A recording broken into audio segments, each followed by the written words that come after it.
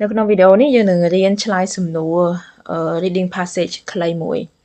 ថាយើងគួរតែដាក់ true false ឬក៏ not given មានថាពិតខុសឬមកក៏ព័ត៌មានហ្នឹងមិនមាននៅក្នុងអត្ថបទទេ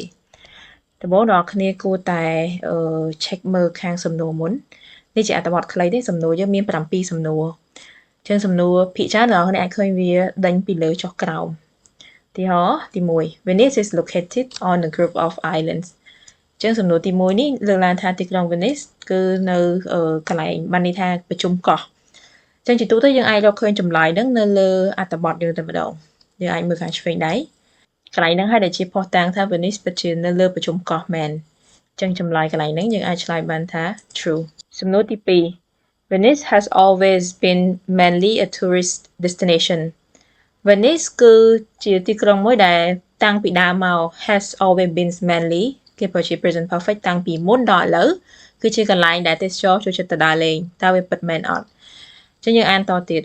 ចាប់ពីលើមក The city of Venice built on more than 100 small island មិនយើងដឹងឯណាថាវាជាផុសតាងនៃសំណួរទី1ចឹងហើយហ្នឹងគឺ true ចំមក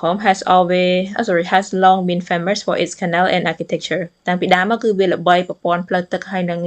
ស្ថាបត្យកម្ម for centuries រាប់ទសវត្សរ៍មកហើយ it was a major center of trade between Europe and Asia តាំងពី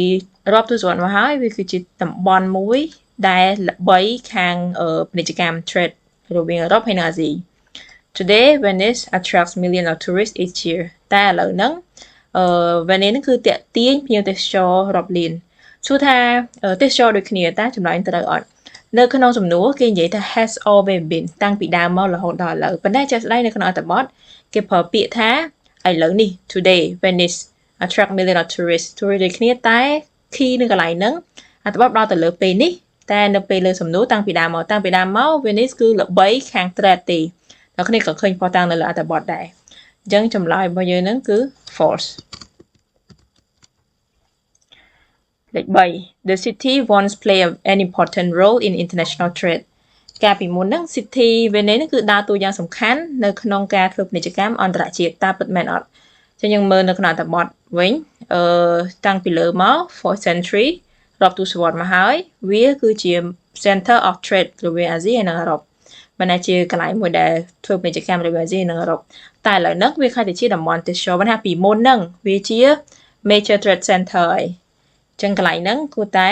true ផុសតាំងគឺមាននៅលើអត្ថបទស្រាប់ Flooding is becoming less common in Venice លេខ4ការដែលលិចទឹកចំនួនហ្នឹងគឺ less common គឺវាលែងសូវមានហើយនៅ Venice ឥឡូវបកមកអត្ថបទវិញ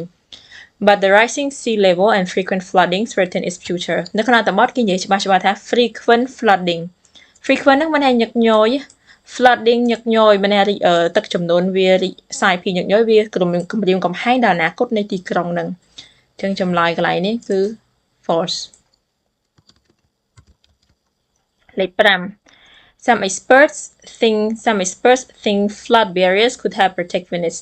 expert មួយចំនួនអ្នកជំនាញមួយចំនួនគិតថាបើសិនជាយើងមានអីដែលទប់ទឹកហ្នឹងឬកសាង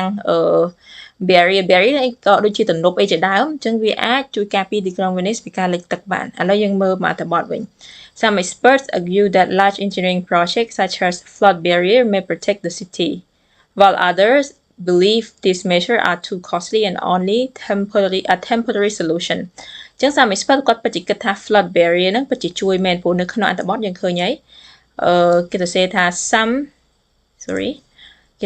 some experts argue that large engineering projects such as flood barriers may protect the city ហើយកន្លែងគេប្រើ some ដូចគ្នាពាក្យមិនទាំងអស់ទេណាគឺភាគច្រើនមិនមែនភាគច្រើន មួយចំនួន some មួយចំនួននៅក្នុងសំណួរក៏មួយចំនួនអញ្ចឹងកន្លែងហ្នឹងគឺ true លេខ6គេប្រើពាក្យថា all experts agree that engineering solution are the best option មើលទៅពាក្យចលីគ្នាទៅដល់គ្នាមើល keyword ដែលគេ trick យើងដែលធ្វើយើងគិតថាវាត្រូវកន្លែងនេះគេប្រើពាក្យថា all experts ប៉ុន្តែនៅក្នុងអត្ថបទគេប្រើពាក្យថា some experts argue ប៉ុន្តែ some experts argue while others ប៉ុន្តែអ្នកមួយចំនួនargue ថាមួយចំនួនជឿថាវាជួយការពារតែមួយចំនួនទៀតជឿថាវាថ្លៃពេកហើយដោះស្រាយបានតែបដោះអាសន្នទេអញ្ចឹង temporary solution បដោះអាសន្ន costly នោះគឺថ្លៃពេកមិនមែនទាំងអស់គ្នាមួយចំនួនគិត A មួយចំនួនគិត B ទោះបីជាមើលទៅនៅក្នុងលេខ6នេះដូចជាគាត់គិតមែនមើលទៅខ្លះតំបន់ដូចគិតទេបណ្ដោះនេះមើលកលឹះគឺគេប្រើពាក្យ all ហើយមួយទៅ some ចឹងកន្លែងហ្នឹងអត់ត្រឹមត្រូវទេចឹងកន្លែងនេះគឺ false លេខ7 rising sea levels are one of the threat to Venus futures rising sea level គឺជា threat ហ្នឹងមានន័យការគម្រាមកំហែងមួយនៅក្នុងចំណោមការគម្រាមកំហែងទាំងអស់ទៅដល់អនាគតរបស់ Venus តើពិតមែនឬក៏អត់យើងអាចមើលនៅក្នុងអត្ថបទគេនិយាយដែរ but rising sea levels and frequent flooding threaten its future ចឹងហើយហ្នឹងចម្លើយគឺ true